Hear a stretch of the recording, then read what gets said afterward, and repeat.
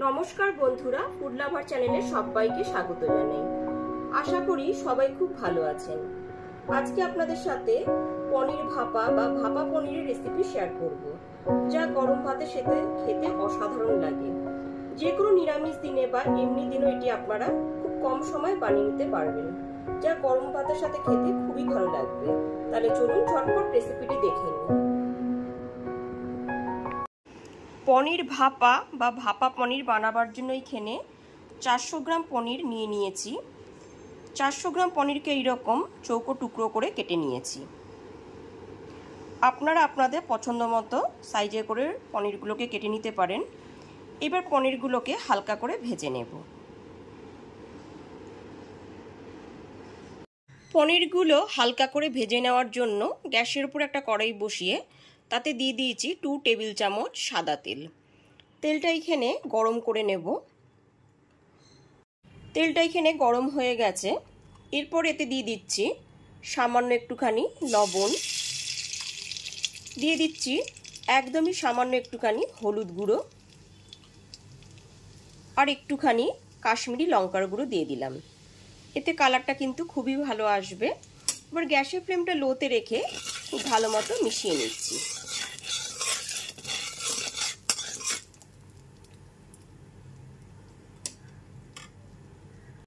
খুব ভালো মতো মিশিয়ে নেবার পর এইবার কেটে রাখা পনিরের টুকরোগুলোকে দিয়ে দিচ্ছি। গ্যাসের ফ্লেমটা লোতে রেখে পনিরগুলোকে একদম হালকা করে ভেজে নেব। সমস্ত পনিরগুলোকে দিয়ে দেওয়ার পর গ্যাসের ফ্লেমটা একদমই লোতে রেখে পনিরগুলোকে 1 মিনিটের মতো হালকা করে ভেজে নেব।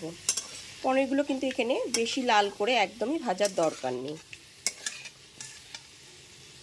গ্যাসের ফ্লেমটা একদম লোতে রেখে পনিরগুলো এখানে হালকা করে ভেজে নেওয়া হয়ে গেছে। এবার পনিরগুলোকে তুলে নেব। পনির ভাপা বানাবার জন্য মিক্সার জারে একটা মশলার পেস্ট রেডি করে নেব। তার জন্য নিয়ে নিয়েছি 2 টেবিল চামচ কালো সর্ষে। কালো সর্ষেটা আমি বেশ কিছুক্ষণ সময় নিয়ে একটু ভিজিয়ে রেখেছি। নিয়ে নিয়েছি 2 টেবিল চামচ নারকেল কোড়া, 1 টেবিল চামচ পোস্ত, 2টো কাঁচা লঙ্কা, ঝালটা অবশ্যই আপনারা আপনাদের স্বাদ অনুযায়ী দেবেন। আর এখানে 3 টেবিল চামচ টক দই নিয়েছি। এবার একটা এর মিহি পেস্ট রেডি করে নেব।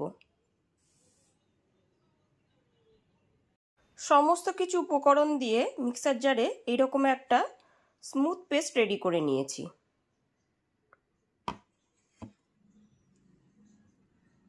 পনিরটা ভাপিয়ে নেওয়ার জন্য এখানে একটা বড় সাইজের স্টিলের টিফিন কাই নিয়ে নিয়েছি।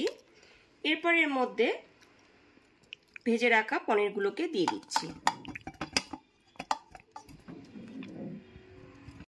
ভেজে রাখা সমস্ত পনিরের টুকরোগুলো দিয়ে দেওয়ার পর এরপর মশলার পেস্টটাকে দিয়ে দিচ্ছি। মশলার পেস্টটা দিয়ে দেওয়ার পর এর মধ্যে দিয়ে দিচ্ছি স্বাদ মতো লবণ। পনিরটা ভাজার সময় আমি লবণ দিয়েছি। এরপর দিয়ে দিচ্ছি হাফ টিস্পুনের মতো হলুদ গুঁড়ো, সামান্য একটুখানি চিনি দিয়ে দিচ্ছি আর দিয়ে দিচ্ছি 2 টেবিল চামচ কাঁচা সর্ষের তেল। সব কিছু দিয়ে দেওয়ার পর খুব ভালো মতো একটুখানি মিশিয়ে নিচ্ছি মশলার সাথে। আর পনিরটাকে খুব ভালো মতো একটুখানি মিশিয়ে নিচ্ছি। খুব ভালো মতো মিশিয়ে নেবার পর এর মধ্যে 4টে কাঁচা লঙ্কা দিয়ে দিচ্ছি। তারপরে টিফিন বক্সটা ঢেকে দিলাম। এবার একটা গ্যাসের ওপর বড় সাইজের একটা কড়াই নিয়ে নিয়েছি।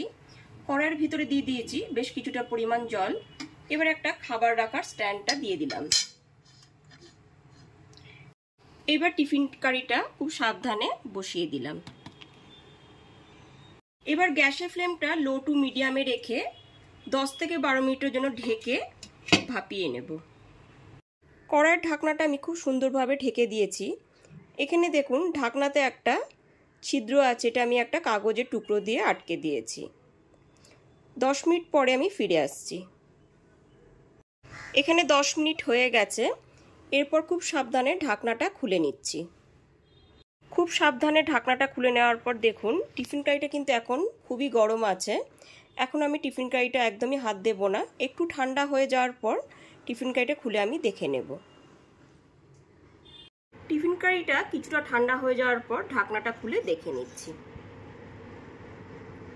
দেখুন এখানে কত সুন্দরভাবে পনির ভাপাটা তৈরি হয়েছে। তাহলে অবশ্যই দুপুরের মেনুতে পনির ভাপা রেসিপিটি বাড়িতে একবার হলেও বানিয়ে ফেলুন। আর রেসিপিটি ভালো লাগলে লাইক, কমেন্ট এবং অনেক বেশি বেশি করে শেয়ার করবেন। আর চ্যানেলটি অবশ্যই সাবস্ক্রাইব করে বেল বাটনটি প্রেস করে দেবেন, তাহলে সমস্ত ভিডিও নোটিফিকেশন সবার আগে আপনার কাছে পৌঁছে যাবে। তাহলে আজ এই পর্যন্তই, আবার হাজির হয়ে যাব নতুন করে রেসিপি নিয়ে। সবাই খুব ভালো থাকবেন, সুস্থ থাকবেন। ধন্যবাদ।